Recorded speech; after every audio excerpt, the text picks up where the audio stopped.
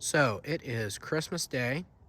It is rather warm today, no snow, but I brought out the new Struck Magnatrac RT-1150 tractor. This puppy is brand new, still has the plastic wrap on the seat. Haven't accessorized yet with any real attachments. We do have the front hitch extender on, and I do have a trailer ball here at the back. This little machine is running like a dream. What a cool piece of equipment.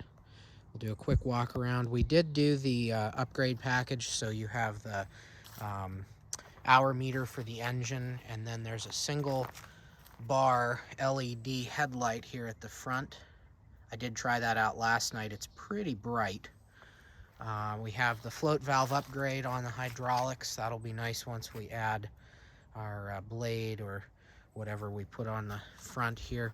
This is primarily going to be used as an aircraft tug out at the airport, or at least that's my intention. So we'll see how that comes to pass. But yeah, this is a great machine. Very happy with it so far.